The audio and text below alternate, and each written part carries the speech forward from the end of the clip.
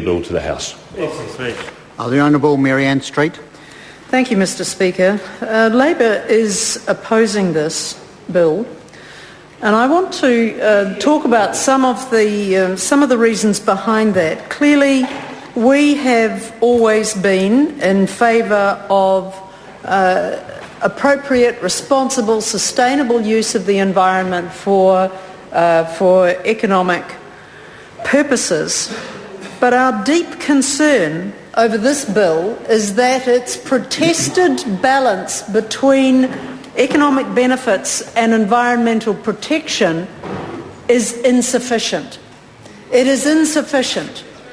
This is not a robust enough piece of legislation to give either the Greens or the Māori Party, to whom I have just listened very carefully, any reassurance that any of the things that they profess to hold dear will be maintained under this legislation. And why is that? Why is that?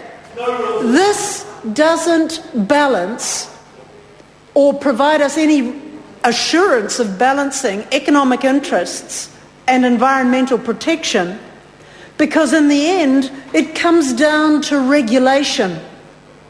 While we might have some confidence in the Environment Protection Authority, which is being given the oversight of this, it is dependent for the things that it is meant to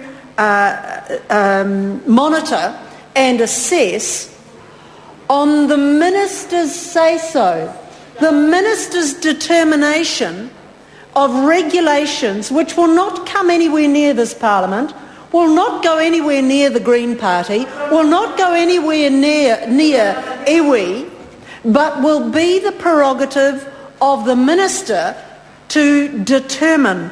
And that is not sufficient, in our view, to guarantee the kind of protection that is required. In the wake of the Gulf of Mexico fiasco, Mr Speaker, the world has woken up to some of the very serious threats where deep sea drilling and oil exploration is undertaken without due process and without proper monitoring and assessment. When these things happen 200 kilometres out from the shore, when they take place out in deep sea waters, then it is very difficult for anybody in this House to say that they know what is really going on.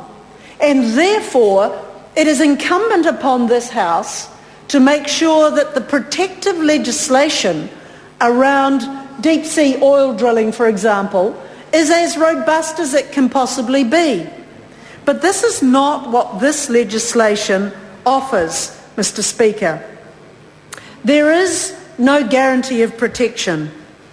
What we have is the offer of regulations as the need arises by a minister whose track record has been remarkably poor in this regard to date. As the Minister for the Environment, he was prepared to sanction and support mining on protected parts of the conservation estate, on Schedule 4 land in the conservation estate. It wasn't until 2,000 people marched down the street in Nelson that this minister realised he was on the wrong side of public opinion, that he was on the wrong side of how people felt about the need for proper protection of our precious environment. This is the minister who supported exploratory measures around Dun Mountain, out the back of Nelson, which was exactly the area where his government had mooted a cycleway extension. And so we were being treated to the prospect of a cycleway being constructed around potential mining operations. That would have been a great tourist attraction for the Nelson area. Mr. Speaker, I cite these examples because this is the Minister for the Environment who is asking us to trust him in this legislation to get the regulations right, and worse than that, to get the balance between economic prosperity and economic advancement and environmental protection right. This Minister has no credibility in that regard. Already, with two proposals very close to home for him, he has failed the test. He has failed the test. It was only latterly that he said that Kahurangi National Park would not be touched by mining.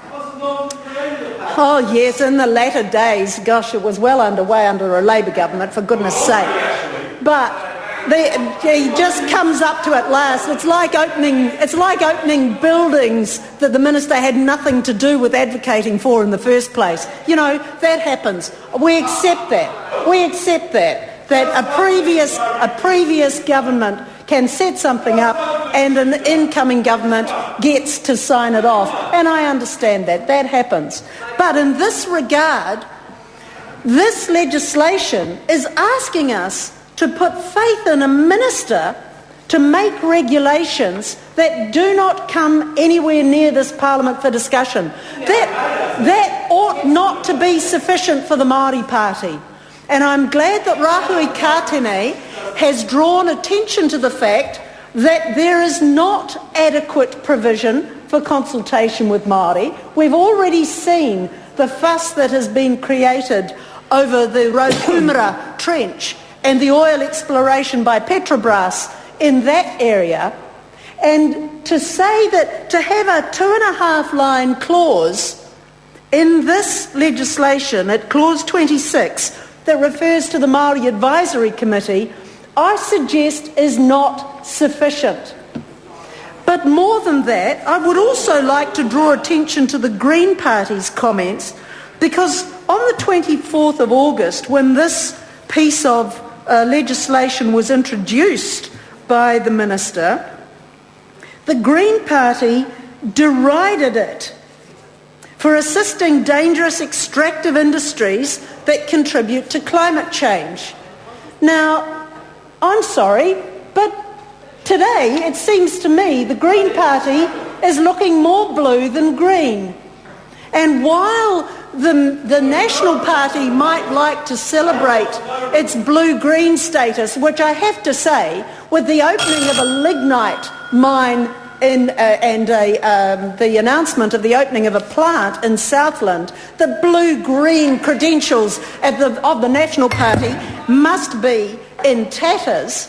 This Green Party is beginning to align itself in a foreshadowing of its possible coalition arrangements with the National Party that makes it look now more blue than green. And I would ask the Green Party to consider again, and I hope that it listens really carefully to the submissions in the Select Committee and comes down opposing this legislation at its second reading, Mr. Speaker. One of the other things that becomes apparent in this legislation, Mr. Speaker, is that there is a need for interim measures until this law is passed, which isn't going to be, even by the Minister's own admission, until the 1st of July 2012, that there are interim measures that need to be put in place.